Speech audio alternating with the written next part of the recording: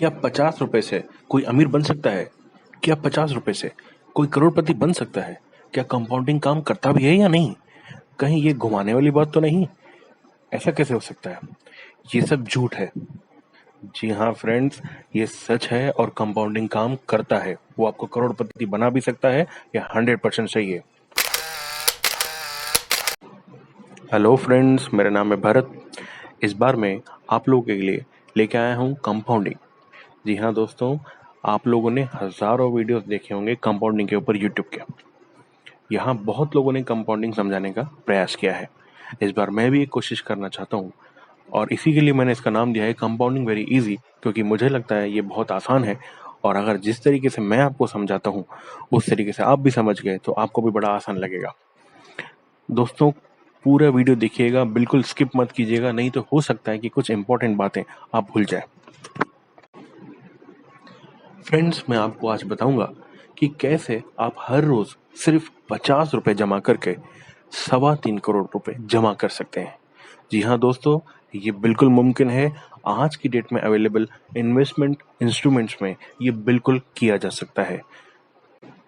तो आइए फ्रेंड्स, शुरू करते हैं कंपाउंडिंग वेरी इजी।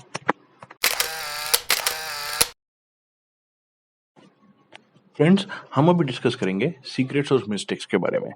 जी हाँ फ्रेंड्स, क्या सीक्रेट है कंपाउंडिंग का और कहाँ गलती होती है लोगों से अक्सर। पहला हमारा लाइन है अंडरस्टैंडिंग गैप ऑफ कंपाउंडिंग। जी हाँ फ्रेंड्स, यहाँ लोग समझ ही नहीं पाते कि कंपाउंडिंग का मतलब क्या है। यहाँ सिर्फ लोगों की सोच में गलती नहीं है, गलती हमारे स्कूल की लर्निंग में भी कहीं ना कहीं है।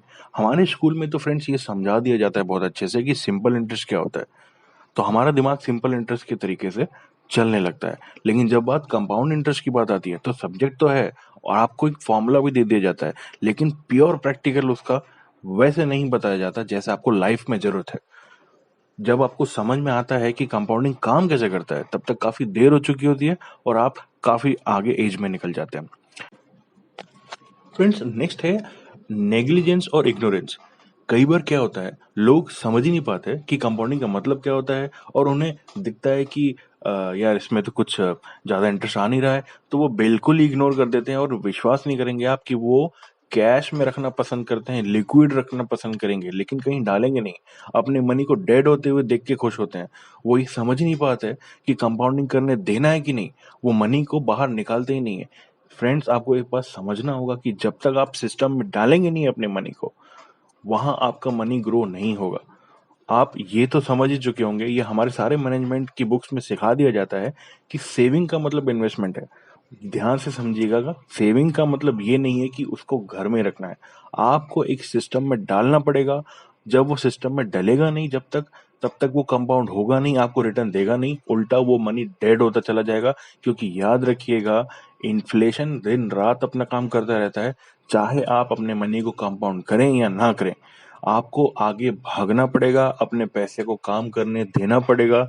नहीं तो इन्फ्लेशन का चक्कर ऐसा है कि आज जो आप 100 रुपए में खरीद रहे हैं, तो 6% के हिसाब से अगले साल वो 106 रुपए का हो जाएगा। और याद रखिए, इन्फ्लेशन भी एक कंपाउंडिंग के तरीके से बढ़ता चला जाता है। तो आपको इन्फ्लेशन को तो दोस्तों बीट करना ही पड़ेगा। अगर आपने इसको इग्नोर कर दिया तो आप कुछ सालों में ये रियलाइज करेंगे कि आपका जो फंड पड़ा हुआ है, जो मनी पड़ी हुई है, जो कैश पड़ा हुआ है आपके पास लिक्विड में, जो कहीं नहीं डाला है, बैंक में पड़ा हुआ है, याद रखिएगा वो डेड होता चला जाएगा, उसका वैल्यू कम होता चला जाएगा। ऐसा करोड़ों लोगों के साथ हो रहा है। इसी के लिए हमने ये वीडियो बनाया है कि हम उन लोगों तक पहुंचे जिनको कंपाउंडिंग के बारे में जरा भी आइडिया नहीं है, और अगर है भी तो वो इग्नोर करते हैं। फ्रेंड्स, नेक्स्ट है पेशेंस। लोगों के पास पेशेंस ही नहीं है अपने पैसे को ग्रो होते हुए देखने का। कहीं भी पैसा डाल देंगे, बैंक में रख देंगे, एफडी में रख देंगे, लेकिन उनको रातों रात पैसा डबल चाहिए। जहां समझ में नहीं आता वहां रुक जाएंगे, लॉटरियां खरीद लेंगे, पैसा नुकसान में चले जाएंगे। लेकिन अच्छी जगह, सही जगह रिसर्च करके थोड़े दिन के लिए वेट नहीं करेंगे। ये सबसे बड़ा प्रॉब्लम है आज की जनरेशन का फ्रेंड्स। मैं हमारे और आपकी बात कर रहा हूँ। हमारे जो ओल्ड जनरेशन है, हमें पेशेंस उनसे सीखने की ज़रूरत है। भले एफडी में ही सही, लेकिन वो 5-5, 6-6, 10-10 साल तक एफडी में, पीपीएफ में फंड्स रखते हैं। तो ये हमें भी सीखना चाहिए। हमें भी उस जनरेशन से ही सीखना होगा कि पैसे को कैसे छोड़ देना पड़ेगा, हमें पैसे को मल्टीप्लाई होने देना पड़ेगा।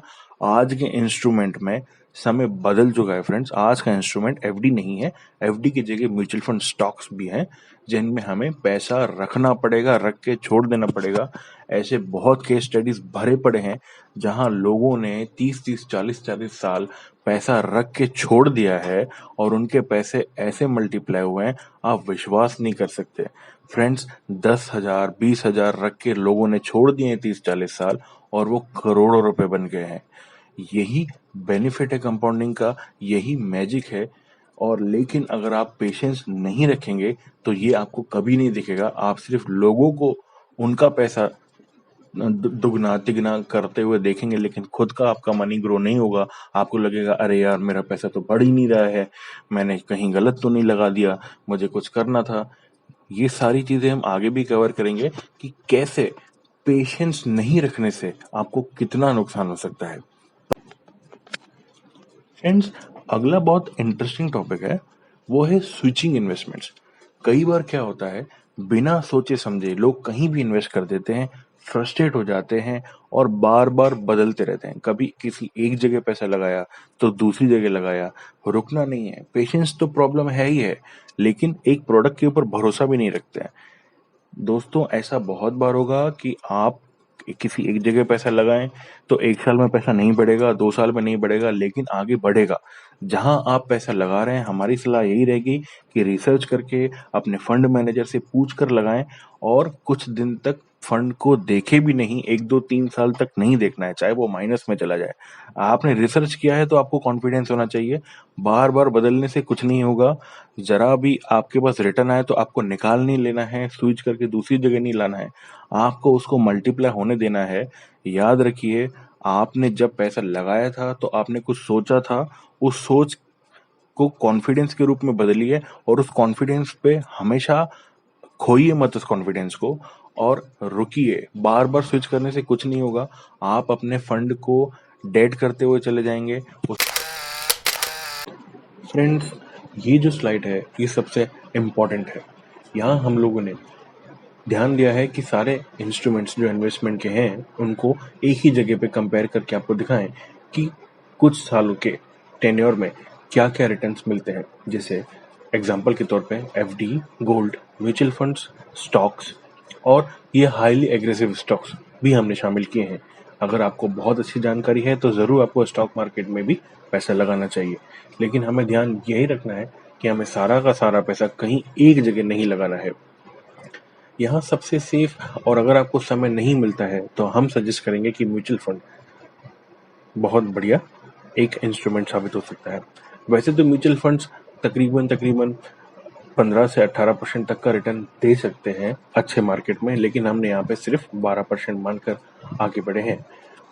यहाँ पे आप देखेंगे कि म्यूचुअल फंड में अगर हमें 12% का रिटर्न मिलता है और मैं 50 रुपए प्रतिदिन के हिसाब से, यानी कि 1500 रुपए हर महीने के हिसाब से 5 साल के लिए लगाता हूँ, तो यहाँ हो जाते हैं लगभग मेरा मैच्योरिटी अमाउंट 1,23,000, यानी कि मेरा इन्वेस्टमेंट अमाउंट सिर्फ 90,000 हुआ। लेकिन यहाँ कंपाउंडिंग का आने वाले 10 साल में और उसके बाद हमें देखने को मिलता है। फ्रेंड्स, ध्यान से देखिएगा, यहाँ मेरा इन्वेस्टमेंट अमाउंट 10 साल में होता है 1,80,000 रुपए, लेकिन मेरा मैच्योरिटी अमाउंट 3.5 लाख रुपए के आसपास है। अब हम और आगे चलते हैं और ये 20 साल में देखते हैं।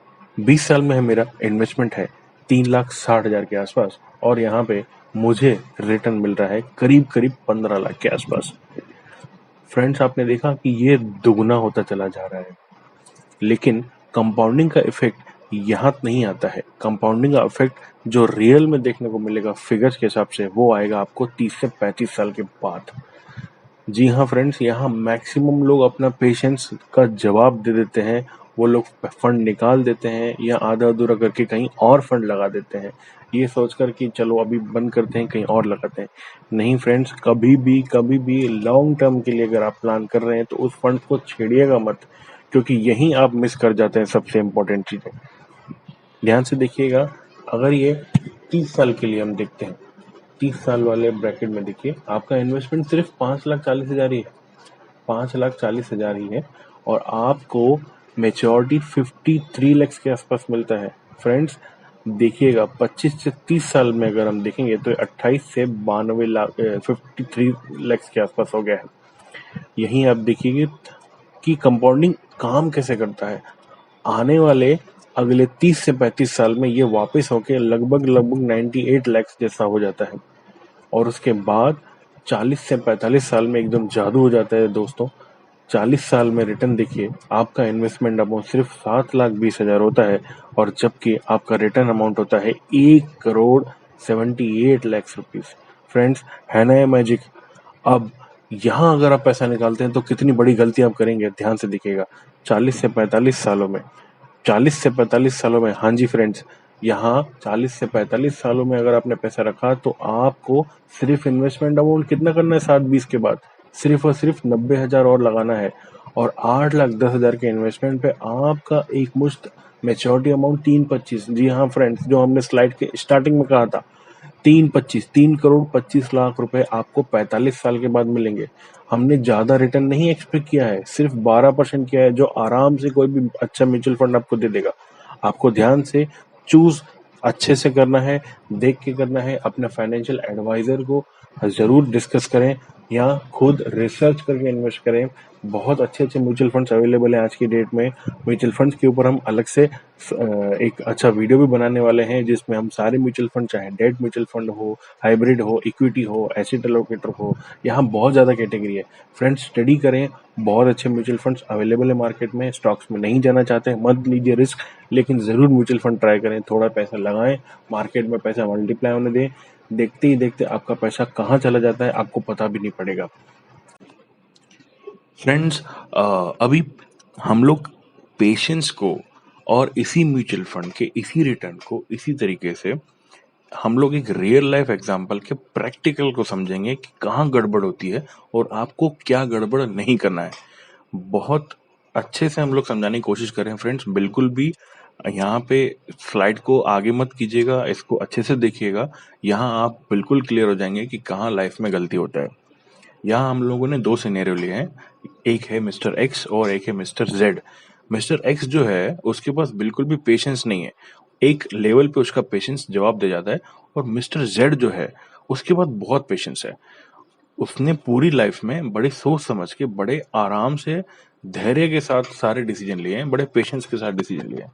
तो यहाँ इनकी डिसीजन मेकिंग इनके पैसे को कैसे मल्टीप्लाई करता है या इसके पैसे के वैल्यूएशंस पे कैसे असर डालता है, सिर्फ एक बिहेवियरल एस्पेक्ट, सिर्फ एक पेशेंस का एस्पेक्ट, वो हम देखेंगे। ध्यान से देखेंगे, मिस्टर एक्स ने 50 रुपए डेली डाले हैं 30 साल के लिए 12% रिटर्न के हिसाब से। उसने इन्वेस्ट किया है 5,40,000 और उसको मेच्योरिटी मिली है 53 लाख, 53 लाख। फ्रेंड्स, ये 30 साल में 5,40,000 इन्वेस्ट करने के बाद 53 लाख पे खड़ा है। इसने बाद में सोचा अब मैं 50 लाख के ऊपर मुझे पैसा आ गया है, ठीक ठाक लग रहा है, अब मैं इसको निकाल लेता हूँ, बहुत आ गया, इससे ऊपर क्या होगा, अब इसको हम निकाल लेते हैं। मिस्टर जेड को कंपाउंडिंग की बहुत अच्छे से डेफिनेशन याद थी, उसको पता था कि यही मैजिक है, मुझे पैसा नहीं निकालना है। तो इसने क्या किया, इसने 30 साल के बाद ये नहीं निकाला, जैसा कि गलती मिस्टर एक्स ने किया। सेम 50 रुपए इसने डेली लगाए, 45 साल तक लगाए, यानी कि मिस्टर एक्स से 15 साल ज्यादा इसने पैसा निकाला नहीं, ये इन्वेस्टेड रहा। इसने 50 रुपए हर दिन लगाए और उसी रिटर्न के हिसाब से लगाए, उसी म्यूचुअल फंड में लगाए। इसने इन्वेस्ट सिर्फ उससे 2 साल 15 साल ज्यादा किया है, यानी टोटल इन्वेस्ट जहां एक्स ने किया था 5,40, इसने किया है 8,10,000। लेकिन मेच्योरिटी का डिफरेंस देखिए दोस्तों, जहां मिस्टर एक्स 30 साल में 53 लाख 53 लाख निकाल के चला गया, वहां पे मिस्टर जेड 3,25,00,000, जी हाँ फ्रेंड्स, 3,25,00,000 पे खड़ा है। वो आराम से निकाल के लेके जा सकता है, स्टे इन्वेस्टेड भी रह सकता है, इन्वेस्ट करके रुक भी सकता है, क्योंकि मिस्टर जेड पेशेंस के साथ काम करता है तो हो सकता है वो रुके, लेकिन आप दोनों का डिफरेंस देखिए। 30 साल में वो 53 लाख लेके जाता है और ये सिर्फ 15 साल उससे ज्यादा रुकता है और 325 लेके जाता है। जी हाँ फ्रेंड्स, आपको क्या करना है, कैसे डिसीजन लेना है, वो अभी हम आपके ऊपर छोड़ते हैं। हम ये भी उम्मीद करते हैं कि ये एग्जाम्पल से आपको बिल्कुल पता पड़ गया होगा कि हमें इन्वेस्ट कैसे करना है और कहाँ रुकना है। फ्रेंड्स, मैं जानता हूँ कि ये वीडियो बहुत बड़ा हो गया है, लेकिन ये लास्ट एक चीज बतानी रह गई है जो मैं शायद अगर आपको नहीं बताऊंगा तो कंपाउंडिंग की डेफिनेशन का प्रैक्टिकल पूरा नहीं हो पाएगा।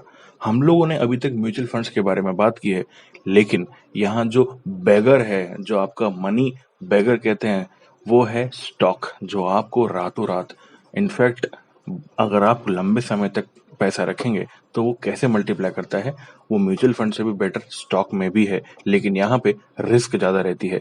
फिर भी हमें लगा कि आपको एक रियल लाइफ एग्जांपल दिखाना चाहिए कि आपको पता पड़े कि स्टॉक्स में भी ये कैसे कंपाउंड होता है।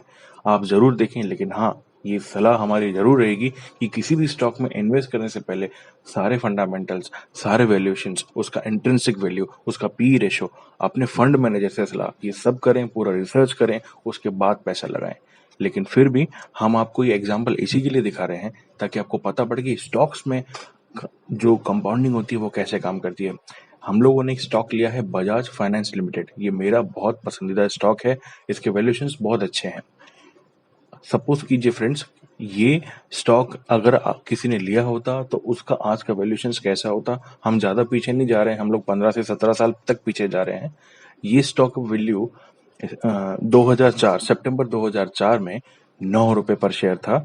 उसके बाद 2011 में देखिए स्टॉक का वैल्यू जो 9 रुपए था वो 77 रुपए यानी 77 रुपीज का हो गया, लगभग 8 गुना।